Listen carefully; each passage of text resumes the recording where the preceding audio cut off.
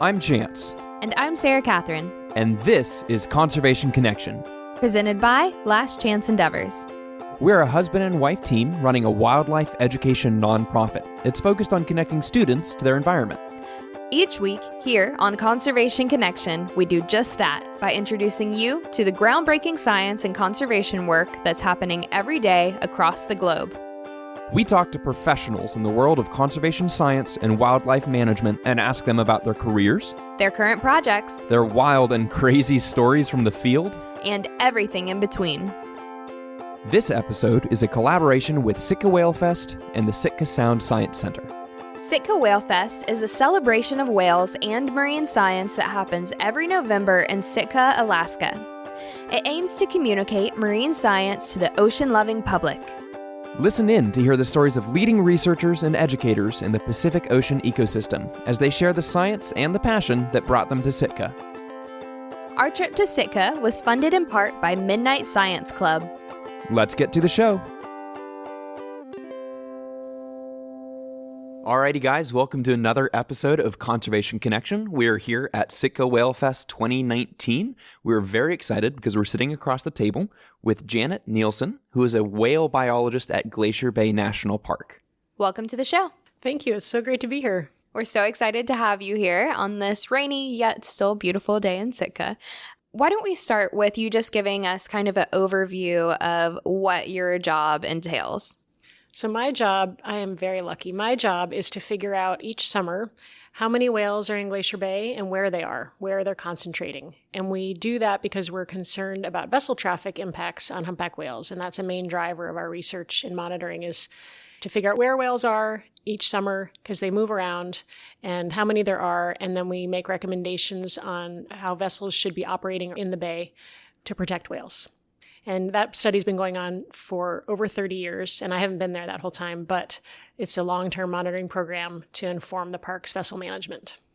So your job is to understand where the whales are each summer when they're up here, and to use that information to determine how many boats, how often, and when boats should be moving through Glacier Bay, right? Yeah, it's actually really cool. We do active management in real time. It's really It's really powerful, where we are out on the water doing surveys 4 or 5 days a week, and we are looking at where the whales are, and we are making recommendations if we see a hot spot of whales, like a high concentration of animals in a certain area, and we have concerns about vessel traffic in that area. We actually have the power, because we have jurisdiction over our waters as the Park Service. We have the power to make recommendations to our superintendent to maybe have a speed limit in that area, or restrict the course of vessels through that area to keep boats and whales separate, to keep the whales from being disturbed or even maybe hit by a boat.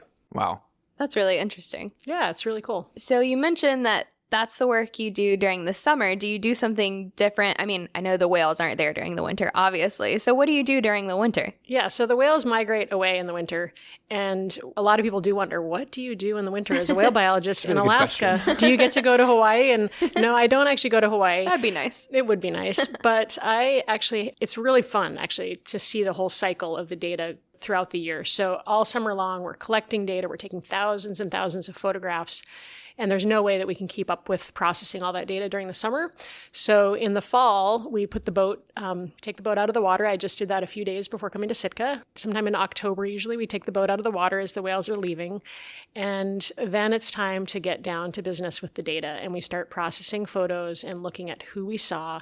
And in the field, we do recognize a lot of the animals that we see, but we have to prove it with a photograph. I can't just say, I think I saw whale so-and-so. I need a photo to prove that. And so we pore over all the photos, and we want to make sure that I always think of it as like squeezing the photos for all they're worth, trying to get as much information out of them as possible. So I look at every single photo that we took that summer, and I try to figure out who the whale was in every single photo.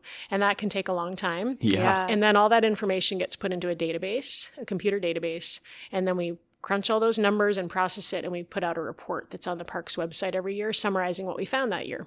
And then we also write scientific papers, which are a little bit more dry, but also very important to share our results with our colleagues in the scientific community. And then we try to do outreach as well over the winter like this. That's fantastic. So I want to take a couple of steps back, and I'd love to hear a little bit about what was your journey to becoming a whale biologist, because that's a job title that is just immediately evocative of like, yeah, sure, I want to be a whale biologist. I think everybody would say yes if they were offered that job. So how did you get into the position that you're in? So I really got lucky. I was not a kid who thought they were going to be a marine biologist or a whale biologist or a dolphin trainer. When I was little, I really didn't know what I wanted to do. I was interested in the environment when I was really little, and I shared this with some of the folks here at WhaleFest. When I was about 7 and 8 years old, I used to follow my big brother around in the fall. We grew up in New England and Massachusetts, and he would rake leaves for money, and I would follow him around. And when people asked me as a 7 and 8-year-old what I wanted to be when I grew up, I told them I wanted to be a leaf raker.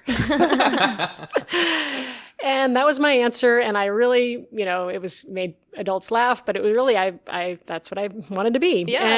And then of course things changed a little bit over time. And I was very interested in environmental issues and conservation. And I loved the outdoors.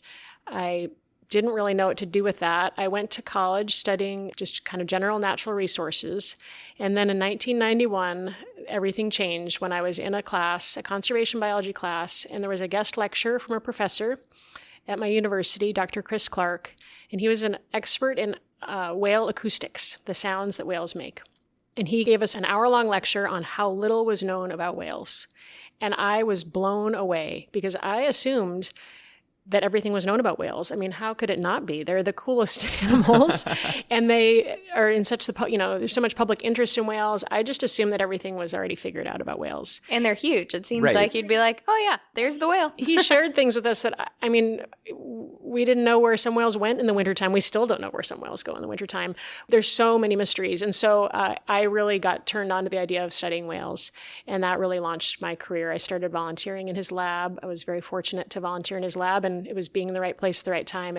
It turned into a job, and then that turned to other jobs. I did a lot of volunteering at first on different field projects. And I was very fortunate throughout my 20s. I actually kind of lived out of my backpack and traveled around mostly the Pacific Ocean and worked on various whale and dolphin research projects. And then I ended up getting bitten by the bug in Glacier Bay and staying there. So that's a pretty nice bug to be bitten by, though, yeah. To end up living at this beautiful, kind of remote, pristine place where whales just come to you. You don't have to go chasing them around. Right. They come find you in Glacier Bay. That's pretty awesome. Yeah, a lot of people have to compromise. They love where they live and they hate their job, or they love their job and hate, vice versa. Right. And I really scored on both. I love where I live and I have a job that I adore. That's awesome. How long have you been in Glacier Bay?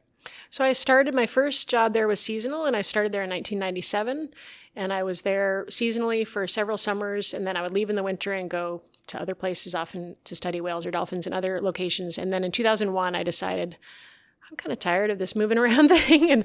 And at that time, the whale population was going through a period of major growth, and there was more and more work to be done in the park.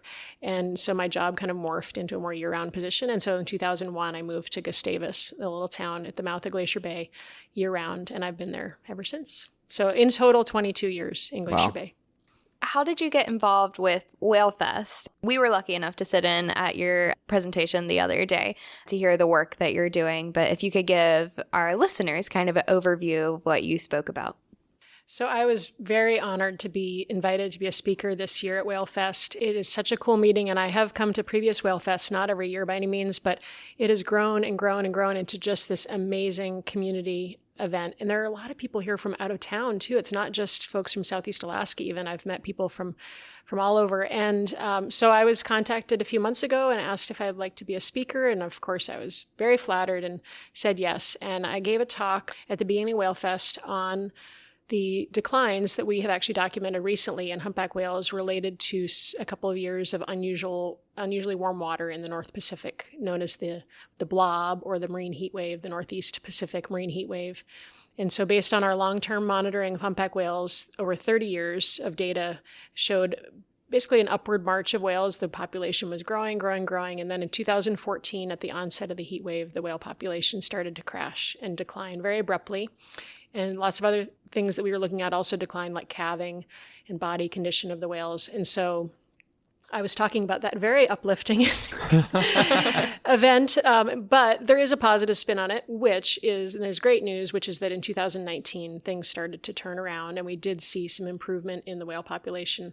So it was really valuable to have this long-term monitoring to detect that change, because a lot of people assume that there is whale monitoring, humpback whale monitoring going on throughout the Pacific. And there are lots of folks working on humpback whales, but there are huge, huge data gaps in huge areas that are not monitored. And there are very few studies that are fortunate, like we are, to have long-term funding, to have the long-term perspective to detect change over time.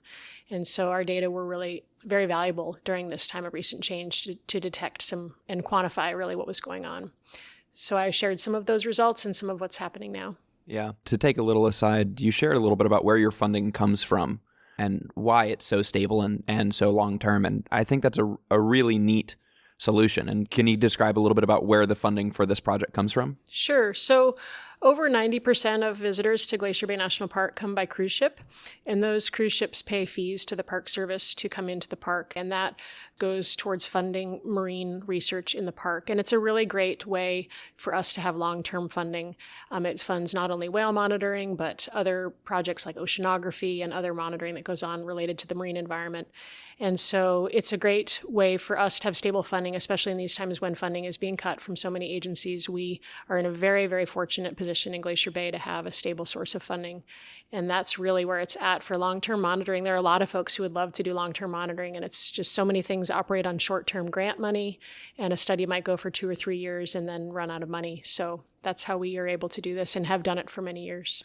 It's really a kind of a beautiful cycle of people come to Glacier Bay to see the whales, and by coming to Glacier Bay to see the whales, they pay for biologists to monitor the population and the health of the bay in general, as well as the whales, because it's all connected. And because it's so well monitored and well understood, more people can come to see the whales. And it's this cycle that is self-funding. And it's a really neat example of properly caring for your resources so that they can sustain an effort over a long period of time. Right, exactly. And it's a national park. It is a park for all Americans, and we have visitors from all over the world, and we want people to see it, and we want it to stay the same for many, many years in terms of people being able to see humpback whales and other amazing things.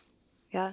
In the time you've been in this position with the new technologies that have come out, have you seen a change in how you're able to collaborate with other centers and wildlife foundations that are also tracking these whales, and how you can be like, oh, we have this whale here during this time and you have it there? If one of your whales that normally shows up isn't here, maybe finding out where it might be. Yeah, there have been a couple major changes over time. So when I started in the late 1990s, we were still shooting black and white film. Digital photography wasn't a thing yet. And then starting around 2003 and 2004, we switched to digital cameras, and that really helped in so many ways, but it especially helps in sharing data, because you can just email somebody a JPEG or an image versus having to send them like a copy of a slide that was produced in a dark room. Dark room, whatever. So the age of digital photography has really helped with data sharing. We collaborate really closely. Glacier Bay National Park's Humpback Whale Monitoring Program works very, very closely with Jan Straley's lab here in Sitka, University of Alaska Southeast in Sitka. And it's a very amazing long-term collaboration where we share all of our data. We actually have a joint database. It's online now. It lives in the cloud, and we've been able to modernize in that way. And we can immediately see each other's data, and we can share photos by putting them in the cloud as well. And so we maintain a joint database and a joint catalog. But there are significant challenges to collaborating and cooperating with other groups, because even though you'd like to think that we all use the same catalog throughout the North Pacific, there are lots of different research groups who have their own naming structures and everything for whales. So there have been a few efforts over the years to get everybody to talk the same language. And the first main effort in that regard was in the mid-2000s. From 2004 to 2006, there was actually this massive project throughout the North Pacific, not just in Alaska and Hawaii, but from Mexico, Philippines, Japan, everybody, Russia, everybody contributed their data to one pot, basically. It was called the SPLASH Project. It's an acronym. And all those data came together and gave us a snapshot of what was going on in the North Pacific. It may be time for another snapshot, right? It's seems like it was just yesterday we did that, but that was back now almost 15 years ago. One of the really exciting new pieces of technology that's out is for all these years, we've been matching whales the same way that we've done for decades, which is to manually look at a photo and compare it to a catalog and try to match it. And now there is technology to automatically match whales' tails using computer algorithms.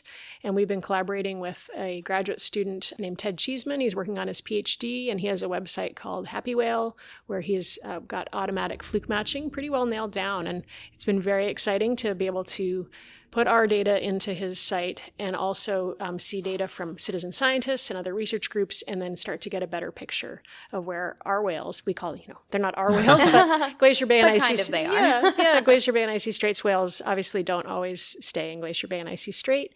And so we can look on that site and see where our whales are moving to. And the whole idea is that everybody will get a sense of the movements, the large scale movements. It's a really important concept because whales are a really hard species to manage because they're not one jurisdiction, right? They travel so far, so often that in order to really effectively manage a stock, you have to be talking with people literally thousands of miles away because that's the distances that these animals move. Right. You can't just look at them during the 2, 3, 4 months that they're in one location and assume that you know what's going on with them for the whole year. Yeah.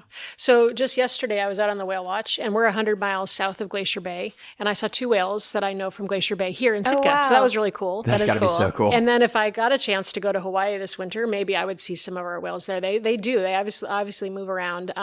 They migrate every fall, and early winter they head south to Hawaii. Most of the whales from Southeast Alaska go to Hawaii. Some go to Mexico. And that's about a 2,500 mile swim each way. And so, yeah, they're passing through a lot of different water and different states and different areas. So, yeah, going and seeing them in Hawaii, that's a mixing pot for whales from all over the North Pacific. You might or might not see a whale you recognize, but they are there. Well, maybe if this fluke recognition program gets really, really good, you'll have a little bit of time in the winter because you're not going to be manually checking photos. Yeah. So maybe you will get to go to Hawaii. That would be nice. Yeah, absolutely. Now, obviously, whales are really cool. I think most people love whales. Why is it so important for us to understand them and study them in the way that you do? Right. It's a great question. Well, I think everybody does love whales, right? And not everybody appreciates or loves plankton, the microscopic soup of the oceans, or the small fish that are so important to these whales. And so it would be great if we could convince the world that they should really be loving those plankton and those fish. Yeah. And but whales are really a great indicator species. They are at the top of the food chain.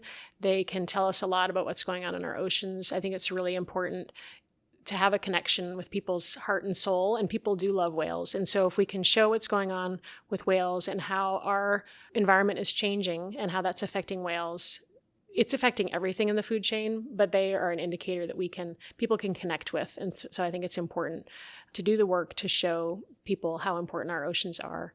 And that's a main reason I do what I do. Yeah, I completely agree with that. It's kind of, in my mind, it's kind of like thinking about a race car on a track. Like everybody wants to root for the race car, and that's the really cool thing to connect with. But if you don't have a good track, if the road is deteriorating that race car relies on, you're going to start to see problems with the car. And that's what people notice, right? Exactly. The underlying issue is that the track is degrading. The plankton is having trouble, but what you see is that the race car is wobbling. And that's what everybody is able to, it's the signal that everybody recognizes that there's a problem. So even though the issue is much bigger than just whales, whales are what people are going to connect to and be willing to fund projects to take care of and stuff like that. So it's a really important place to study. Yeah. And at a local scale within the park, what we do is we want to make sure that things that are happening with vessels and visitors coming to the bay aren't negatively impacting the whales. So it's the Park Service's responsibility to make sure that there's a good balance. We want visitors to come, but we also want the animals to be there for future generations. So if we don't monitor that population, we don't know what impacts we're having. We can't manage for that. So it's important at a local scale, and it's important at a bigger scale to inform what's going on in the ocean. Yeah. As someone who has spent so much time out on the water and so much time looking at these incredible animals, do you have any specific memories that are just really like, wow, that was, out of this amazing job that I have, that was really cool? I figured you were going to ask that. It's actually really hard to pick one because every day, I swear, every day I have some amazing thing happen. And it might not actually really even always have to do with whales.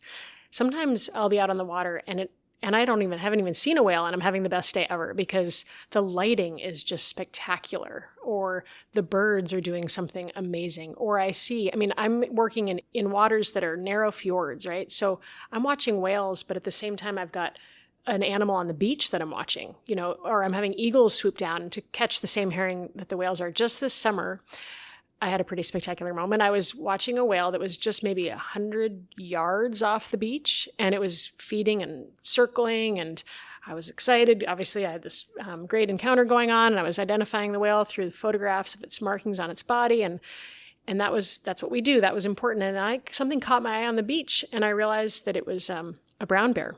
Oh, wow. Wow. Brown bears are the same as grizzly bears. We call them brown bears here. And so this big grizzly, this big brown bear is lumbering down the beach. So I swing my binoculars over to the brown bear and I was like, okay, the whale's down. Now I'm going to look at the bear. And then something else caught my eye. And a couple hundred yards down the beach from that bear, there's a wolf. Oh, wow. And I'm like, sounds oh my like a gosh, storybook. it's crazy. and so then, I got the trifecta. I got the whale, I got the bear, I got the wolf. And then this otter pops up. Sea otter pops up next to me. And I was like, goodness. I'm getting overloaded. Like, this is just too much. Overload. It's like a mammal overload, And moments like that are possible in wild places, especially like Glacier Bay, where it's just extraordinary to be able to work there. That's my office. I mean, how lucky is that? That's and how fantastic. lucky are people who get, to see that? I mean, I'm not the only one. There are a lot of folks that get to come to Glacier Bay and experience wild moments like that. And it's truly extraordinary. If you haven't been there, please come see it. It's your park. Yeah, absolutely. It sounds amazing. We haven't had the opportunity to visit, but definitely, hopefully, maybe on our next trip up this way, we will. If someone wanted to find out more information about the research you've done or about the park, is there a website or a Facebook page or Instagram that they could go to and check out more of that? Yeah, there's a couple things. So the Park Service, Glacier Bay National Park, has a website, www.nps.gov/GLBA, but you can also find it through Google. And we have information on the website about the park in general, but also about the Humpback Whale Monitoring Program. And on that site, we upload our most recent reports, and we have a fact sheet about humpback whales with facts that most people find really cool. So there's that. The park also has a Facebook page, Glacier Bay National Park Facebook page. And then there's also a website I wanted to tell people about, which is alaskahumpbacks.org. Alaskahumpbacks.org is a website that we collaborate with the University of Alaska Southeast on, Jan Straley's lab here. And then on that website, folks can pull up the catalog of whale tails for Southeast Alaska. It's like a yearbook of whales. That's really cool. It shows a picture of each whale's tail. And a lot of folks like to look at that because they've got photos of their own and they want to try to match them, and they can look at that.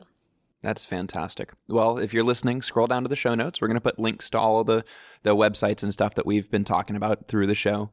Thank you so much for your time and for sitting down with us. This has been an awesome episode, and we really, really appreciate it. Well, thank you, and for the important work you do. Thanks for listening to this episode of Conservation Connection. If you enjoyed our podcast, go ahead and subscribe to make sure you catch every episode that we post. We'd love to hear from you. So if you want to reach out, go to our website, lastchanceendeavors.com/contact, and shoot us an email. We love questions from our listeners, so if you heard something that you want to know more about, be sure to let us know. If you've got a minute to spare, leaving a 5-star review on Apple Podcasts will help other conservation-minded people find the show. We'd really appreciate it. A big thanks to the people working to protect our planet, and a big thanks to you for listening. Don't forget to tune in next week.